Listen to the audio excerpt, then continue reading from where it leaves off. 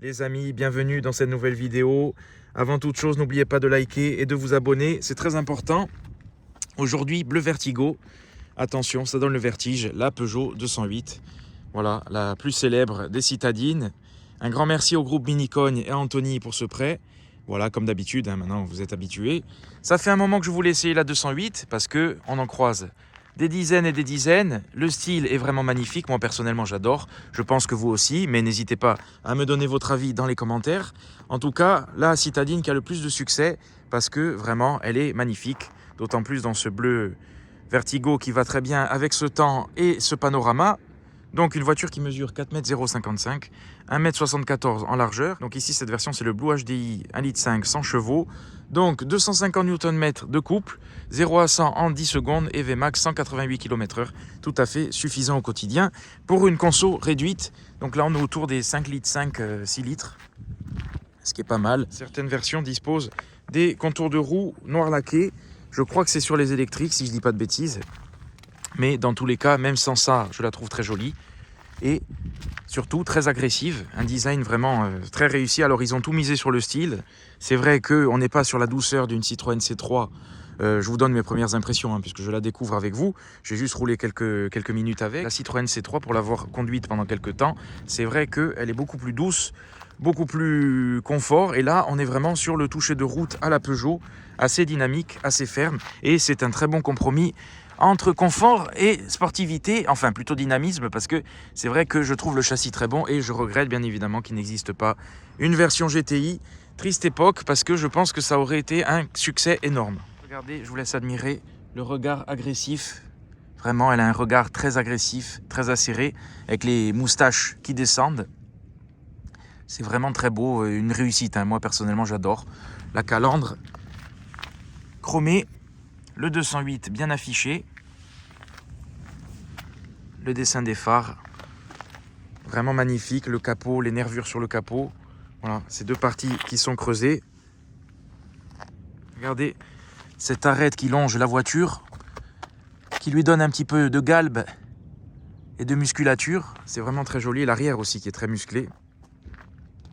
J'adore les trois griffes dans le phare avec cette partie noir laquée qui fait tout l'arrière de la voiture. Même quand les feux sont éteints, c'est très joli. 7 arrondis aussi, propre à Peugeot. Voilà. Je trouve que ça lui va très bien. Et ce petit béquet noir. Vraiment, sincèrement, j'adore cette voiture. Je trouve qu'elle est bien équilibrée, elle est vraiment très belle.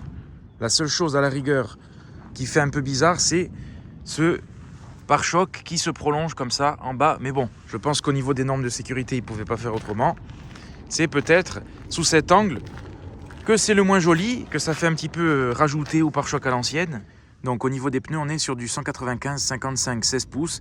Et ce qui est bien avec cette monte de pneus, c'est que vous avez quand même un gros pneu qui absorbe bien les aspérités de la route. Et je suis agréablement surpris par le confort de roulement de cette 208 parce que c'est un bon typage entre dynamisme et confort. Certaines versions, vous avez aussi une écriture soit i208, soit GT selon les versions. Là, on est sur une finition allure. Alors, au niveau du coffre, on est sur du 269 litres, si je ne dis pas de bêtises. Et c'est quand même assez faible pour la catégorie. La Clio fait beaucoup mieux. Mais vous avez quand même, sous le plancher, une roue galette. Ça, c'est bien pensé. Capacité correcte, mais c'est vrai que certaines concurrentes font beaucoup mieux. On ne peut pas tout avoir entre le style ou le coffre. Alors, je trouve que c'est une voiture bien posée. Elle a l'air assez haute, même si la garde au sol est classique. Elle a l'air quand même assez haute et aucun problème sur les dos d'âne, vous passez partout. J'aime autant l'avant que l'arrière parce que l'arrière avec ses phares, les phares sont petits d'ailleurs, mais c'est très joli et c'est très bien équilibré. Alors la surface vitrée est quand même pas mal, c'est bien vitré et quand vous rentrez à l'intérieur, voilà, la portière est très légère. Alors grande ouverture de porte, ça c'est bien, vous rentrez, sortez facilement. Le confort est très bon, je suis aussi agréablement surpris. Alors c'est vrai que c'est du Peugeot, mais le siège est quand même très moelleux. Je suis très étonné par le siège, je m'attendais à quelque chose de plus ferme. C'est très confortable. Et voilà, cet intérieur, alors au début, je le trouvais assez tortueux. Bon, il est toujours tortueux, mais c'est vrai qu'à force de le voir, on s'y habitue. On aime ou on n'aime pas. Alors, on se retrouve à l'intérieur de la Peugeot 208. On va démarrer la voiture. Donc, pied sur l'embrayage et on appuie sur le bouton. Alors, il faut appuyer quand même plus d'une seconde. Enfin, j'ai l'impression qu'il faut appuyer quand même un bon moment. C'est dommage, c'est un peu long. Voilà, on est dans la 208 avec le bruit du diesel. Vive le diesel. Donc, voilà l'intérieur. Donc, très tortueux, très alambiqué. Voilà. Un intérieur complexe, visuellement complexe. Vous avez cette partie supérieure qui est moussée, ça c'est bien. Cette partie centrale avec ce petit motif qui est très joli, qui fait tout le long de la voiture et qui est moussé également, sauf dans les portières où là on est sur du plastique dur. Cette petite barre laquée, voilà, qui se prolonge également sur la voiture, avec cette partie de continuité entre la portière et le tableau de bord, c'est vraiment très joli. L'écran qui est tourné vers le conducteur, ça c'est bien. Alors je sais qu'il y a plusieurs tailles d'écran, on n'est pas sur le plus grand. Le cockpit qui n'est pas virtuel. Sur les versions plus haut de gamme, vous avez ce cockpit. Je pense qu'aussi, je me demande si cette version Allure n'avait pas ce cockpit virtuel, mais peut-être avec la pénurie de pièces. Je sais que sur certains modèles, ils ont mis les cockpits à l'ancienne. Et en tout cas, voilà, c'est quand même très joli. Les aiguilles, je crois que c'est à peu près pareil sur une 308 GTI que j'avais essayé. Vous avez le compteur de vitesse qui, l'aiguille va dans ce sens et le contour, l'aiguille va en sens contraire. Voilà, il faut s'habituer au début, c'est un petit peu déstabilisant. La vitesse numérique au milieu et vous n'avez pas grand chose à part le Komodo. Ce Komodo, voilà, les essuie-glaces et vous pouvez en appuyant avoir le compteur journalier et la conso instantanée. Les commandes sur le volant, alors le petit volant quand même, hein, voilà, il faut le notifier. Petit volant hexagonal, très original. C'est un peu déstabilisant au début, mais franchement, c'est hyper agréable. Alors, il est très dur, je trouve, le volant. La branche est très, en cuir, très, très dur, mais bonne prise en main, vraiment hyper agréable. Là, vous avez l'impression de conduire un kart. Les commandes au volant, donc le volume, l'assistant vocal, 2 molettes pour tout régler. Au niveau de ce petit écran, vous avez aussi l'affichage. Il y a un petit lag, hein, un petit temps mais c'est pas grave. L'affichage des panneaux. Voilà, ça vous affiche, ça détecte les panneaux et la vitesse. Notre molette, commande au volant, et ça c'est pour régler la radio. Voilà, au niveau de l'écran, c'est l'écran que vous retrouvez partout dans le groupe PSA. Vous avez les réglages de clim, donc clim qui n'est pas bizone. Vous n'avez pas de GPS sur cette version, vous avez la radio, les réglages de la voiture. Donc c'est bien parce que vous pouvez rapidement désactiver le stop and start. Aide au stationnement, anti-patinage, bon ça on va laisser. Pas besoin de le désactiver. Le téléphone, Bluetooth. Et vous avez les médias. Et vous avez aussi d'autres réglages. Réglage véhicule. Vous pouvez régler au niveau du stationnement le rabattement des rétroviseurs ou pas. Et d'autres réglages. Le réglage des feux, éclairage d'accueil, éclairage d'accompagnement. Donc la voiture les phares restent allumés pendant un temps lorsque vous fermez la voiture. Au niveau du confort, déverrouillage. Il n'y a pas beaucoup de paramètres. Mais bon, on n'est pas sur une version la plus haut de gamme. Voilà, vous pouvez choisir de déverrouiller soit la portière que du conducteur, soit les autres. Sinon, il faut appuyer plusieurs fois sur la télécommande. Au niveau sécurité, qu'est-ce qu'on a? L'Active Safety Brake, donc ça, c'est le freinage d'urgence. Lecture, préconisation, vitesse. Vous pouvez choisir l'affichage des panneaux ou non. Donc là, vous voyez, je vais le désactiver. Et là, il n'y a plus rien, ça disparaît. Voilà, donc pas beaucoup de réglages. L'essentiel, en tout cas, c'est assez pratique et l'écran n'est pas très loin, il tombe bien sous la main et surtout il est tourné vers le conducteur, donc ça c'est bien pensé de la part de Peugeot. En dessous de l'écran vous avez 2 aérateurs assez originaux. Alors, cette voiture a 85 000 km, donc ça permet de voir un petit peu comment a vieilli la voiture, même si elle n'est pas très vieille, mais bon, on sait que des fois vous sortez du garage, il y a déjà des bruits parasites. Là pour le coup, aucun bruit parasite, c'est très bien fini, je suis agréablement surpris. Alors, vous avez aussi la boîte à gants en dessous, qui est tout à fait correcte, profonde, très profonde. Donc ensuite vous avez ces boutons piano magnifiques, ça donne envie de jouer du piano, mais là on joue du piano assis, pour le coup dédicace à France Gall. Vous avez ce petit rangement qui permet de poser un téléphone, ça c'est vraiment bien pensé de la part de Peugeot. Et le rangement intérieur, il y a pas mal de place, c'est pas mal. Prise USB, 2 prises USB d'ailleurs, c'est bien. Alors, le piano black c'est joli, mais le problème c'est que ça prend très rapidement les traces de doigts et les rayures. Il faut faire attention. Vous avez un grand rangement dans cette partie. L'allume-cigare. Le levier de vitesse, donc boîte manuelle 6 vitesses. Vraiment un débattement assez court. Commande de boîte vraiment très agréable. Le levier aussi, qu'on retrouve sur d'autres modèles chez PSA. Le frein électrique. Les modes de conduite, alors je m'attendais à un mode sport, bien évidemment, il n'y en a pas. Il n'y a que normal ou éco, 2 porte-gobelets et un rangement sous la coudoir. Voilà, donc quand même pas mal de place. Et je vous ai pas montré aussi les vides les vides poches dans les portières qui sont pas mal. Alors cette version de la 208 n'a pas d'éclairage d'intérieur. Vous avez ces petits motifs, voilà, qui sont assez sobres, assez jolis. En tout cas, une très belle voiture.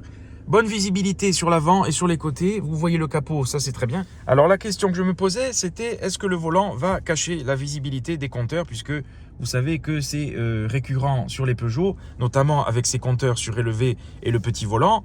C'est fréquent, selon votre taille, selon votre gabarit et la position du siège, les compteurs sont masqués par le volant. Alors j'ai de la chance, 1m70, le siège est réglé pour ma position, et là, en fait, voilà ce que je vois. Je vais mettre le téléphone pour vous montrer ce que je vois. Voilà, je vois à peu près ça. Donc en fait, sur cette partie centrale, où il n'y a pas d'affichage, et c'est, je pense que Peugeot a réfléchi quand même au problème, voilà, ça tombe pile poil au niveau des aiguilles, donc en fait, j'ai pas les compteurs qui sont masqués. À la rigueur, peut-être le kilométrage, mais bon, c'est pas trop grave. Ça dépend en fait, voilà, de votre taille. Si vous êtes petite jambe, grand tronc, il n'y a aucun problème. Voilà, parce que plus vous êtes grand, et plus vous verrez les compteurs en hauteur. Si par contre vous êtes petit tronc et grande jambe, là, voilà, faut être vraiment un médium, quoi. Ça dépend de votre config personnel, corporel, quoi. Voilà, c'est assez variable. Une voiture qui mise tout sur le style, tant à l'extérieur qu'à l'intérieur, et c'est vraiment une pure réussite. C'est assez futuriste, entre guillemets. Maintenant, on commence à s'y habituer, mais c'est très futuriste, très original. Voilà, on n'est pas sur la sobriété d'une C3 et le confort d'une C3, mais c'est quand même un bon compromis entre dynamisme et confort. Alors, la seule chose qui pourrait gêner au niveau des pédales, ce serait ce montant en plastique, voilà, qui peut, selon votre gabarit, gêner un petit peu. Vous avez la jambe qui tape dedans, c'est un peu, ça dépendra de votre gabarit. Bon, c'est pas trop gênant, mais voilà, il faut le préciser. Et sinon, tout tombe sous la main. Ces commandes vraiment assez avancées vers le conducteur, je trouve ça très bien. Voilà, ces touches de piano, c'est très original, notamment cette forme, voilà, avec ce creux. En fait, en 2 parties. Par contre, sur le bas, tout est en plastique dur. Mais bon, que voulez-vous? C'est comme ça. Et par contre, cuir ou simili, je ne sais pas. Sur la portière, voilà, c'est moussé avec la surpiqûre verte qui reprend ce petit motif vert. C'est très joli. Je vais vous montrer d'ailleurs le siège. Je vous ai pas montré. Voilà, au niveau du siège, ça reprend les surpiqûres dans la portière. Vraiment un joli design de siège. Alors on voit qu'avec le temps, ça se froisse un petit peu. Bon, ça c'est classique sur les voitures malheureusement. Alors au niveau du moteur, voilà le 1,5 litre Blue HDI. Bon, moteur classique hein, chez PSA. Et il n'y a pas de vérin, bien évidemment. C'est comme ça. Économie oblige, c'est triste. Alors au niveau de l'arrière, petite ouverture de porte. Pour rentrer sortir, c'est pas très pratique, mais on est sur une citadine. Par contre, à l'intérieur, je suis agréablement surpris par l'espace aux jambes. Le siège est réglé pour moi, pour ma taille. Pas d'aérateur, mais 2 prises à l'arrière. Les vitres sont légèrement teintées, c'est très bien. Et voilà, j'aime beaucoup la forme de la vitre parce que vous avez une excellente visibilité sur le côté. Et puis c'est un design propre à Peugeot qui rappellera aussi la 206 et la 205. Alors, je suis agréablement surpris par le confort des places arrière. C'est vrai que le dossier est assez droit, mais en tout cas, il y a pas mal de profondeur d'assise. On est quand même très bien. La place du milieu, je n'en parle pas puisqu'il y a ce tunnel central. C'est quand même une place d'appoint. Mais en tout cas, bon mix de cette voiture entre polyvalence, confort et dynamisme. Bonne réussite. Et c'est vrai que c'est 2 places arrière tout à fait correctes. Voilà, avec une bonne visibilité. Je n'ai pas précisé, mais la visibilité arrière est quand même très correcte. Voilà, une très bonne polyvalente, c'est vraiment très bien. Voilà ce que ça donne avec les feux allumés, c'est vraiment magnifique. Voilà, ces 3 griffes, le dessin du phare. Vraiment, l'intérieur est vraiment très travaillé. C'est magnifique, c'est du Peugeot. Alors, ce que j'apprécie sur cette Peugeot, c'est le châssis. Voilà, dommage qu'elle ne soit pas disponible en GTI, qui est vraiment assez dynamique, même si c'est en 100 chevaux Blue HDI, c'est pas un foudre de guerre, mais il y a de quoi faire. Il y a quand même de la ressource et du couple, 250 Nm, c'est quand même pas mal. Et j'apprécie aussi les grandes portières avant. Voilà, pour rentrer sortir, c'est très facile. C'est vraiment une bonne petite voiture. Alors petite, elle fait quand même 4 mètres, hein, parce qu'avant, quand vous voyez la taille des voitures de l'époque, vous vous dites, une citadine d'aujourd'hui, c'est une berline de l'époque, mais bon, voilà, vraiment réussite de la part de Peugeot. Dites-moi ce que vous en pensez, parce que je trouve le style magnifique. Donc, on va aller rouler avec cette 208 Blue HDI 100 chevaux. Frein à main électrique, donc pied sur le frein et on appuie sur le bouton. Ça y est, il est enlevé. C'est parti. J'aurais préféré un frein à main manuel hein, sur une version comme ça. Bon, je vois pas trop l'intérêt de rajouter un frein électrique. Ça va plus vite de tirer un bon frein à main, un bon petit dérapage. Mais voilà, je suis très étonné par les suspensions. Bon, après, dans cette version, c'est vrai que les pneus sont quand même assez épais, donc ça absorbe d'autant plus. Donc ça fait plaisir d'essayer un diesel de temps en temps. Le diesel n'est pas mort, il existe encore et il faut en profiter, surtout pour les gros rouleurs. Et à l'intérieur, c'est vrai que bon, vous avez ce bruit caractéristique de mazout. Hein. Bon, on aime ou on n'aime pas. Moi, j'aime tout le thermique de toute façon. Mais c'est vrai qu'à l'intérieur, c'est bien insonorisé, il se fait pas trop entendre et très agréable. Alors, il y a pas mal de couples, donc voilà, on roule sur le couple. Une fois que vous dépassez les 2500-3000 tours, il n'y a plus rien. Et voilà, sur les dos d'âne, aucun problème. Et on va accélérer un petit peu. Voilà, il y a quand même du répondant, c'est pas mal. 0 à 100 en 10 secondes, il y a de quoi faire, c'est largement suffisant. Donc voilà, et du couple pour les reprises, c'est très bien. Bel intérieur, l'écran tourné vers le conducteur, ça j'adore, je trouve que c'est très bien. Et vraiment très agréable à utiliser avec ce petit volant, vraiment bien, j'aime beaucoup. Ça fait longtemps, voilà ce que vous verriez si vous étiez en passager. Ça fait longtemps que je voulais essayer la 208 parce que même si on en croise plein, voilà, le style attire et c'est ce qui fonctionne hein, aussi sur cette voiture parce qu'elle a un succès fou. On en croise des dizaines et des dizaines par jour. Même si elle a que 100 chevaux, il y a 250 Nm de couple, c'est tout à fait suffisant. Le freinage est très bon, aucun problème. Le seul truc qui me dérange, c'est l'histoire du compteur contour inversé. L'aiguille, c'est assez déstabilisant parce que vous avez l'impression d'aller à l'envers. La commande de boîte est agréable. Le volant, vraiment, ça donne envie de rouler de manière dynamique. C'est très surprenant. Il faut un petit temps d'adaptation, mais c'est très bien. Le seul truc, c'est l'aiguille. Voilà, le contour inversé qui est assez déstabilisant. On se dit, qu'est-ce qui se passe? Il y a un truc qui tourne pas rond. Ça redescend, c'est pas normal. Il faut s'habituer, mais c'est très esthétique. Et on retrouve la patte Peugeot. C'est assez axé, dynamique. Tout sur le style et c'est une réussite. C'est une pure réussite. Alors c'est vrai que les commandes sont assez fermes. Que ce soit au niveau des pédales, notamment l'embrayage, je trouve la pédale d'embrayage assez dure. Je suis surpris. Sur la C3, c'est beaucoup plus doux. Et la direction qui est assez ferme également. Voilà, on est sur du Peugeot. On est sur du dynamique et ça se ressent à la conduite. Voilà, je vais passer le rapport parce que quand même, elle gueule. Je vous laisse admirer le paysage à bord de cette petite polyvalente qui est vraiment une réussite. Vous avez du style, un bon dynamisme, un châssis vraiment excellent et une voiture assez confortable, parfaite au quotidien, assez ferme au toucher de route. Mais voilà, ça diffère au moins de chez Citroën. La C3 est beaucoup plus souple, beaucoup plus moelleuse, même au niveau des suspensions. Mais en tout cas, au quotidien, une voiture tout à fait convenable, très polyvalente. Vraiment une réussite de la part de Peugeot et au moins elle se démarque parce que vous avez vraiment un style inédit. Et je suis agréablement surpris par la qualité de définition de cette voiture. Alors ça présente très très bien et là avec 85 000 km qui sont passés et quelques années, eh ben, aucun bruit parasite. Vraiment je suis agréablement surpris parce que j'essaye des voitures beaucoup plus luxueuses qui ont des bruits parasites et là pour le coup une petite 208 vraiment très bien finie. Caméra de recul, la qualité n'est vraiment pas top sur cette version, ça c'est un peu décevant à ce niveau de prix, mais j'espère qu'ils vont améliorer ça. Et en tout cas, ça braque vraiment bien, c'est très facile. Donc au niveau des points négatifs, pour moi, ce serait la qualité de la caméra de recul sur cette version qui est vraiment pas top.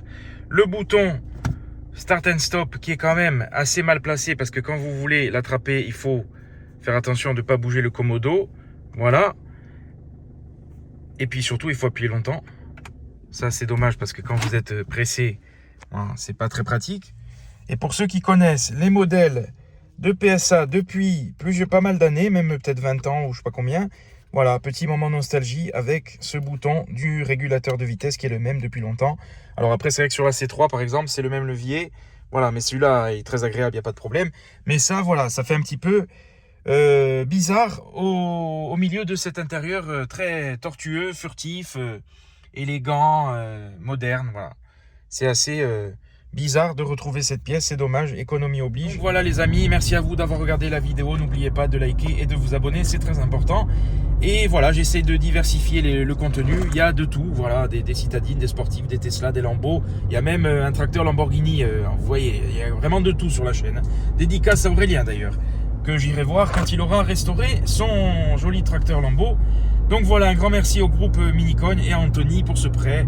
Comme d'habitude, toujours au top. Et à bientôt les amis pour de nouvelles choses.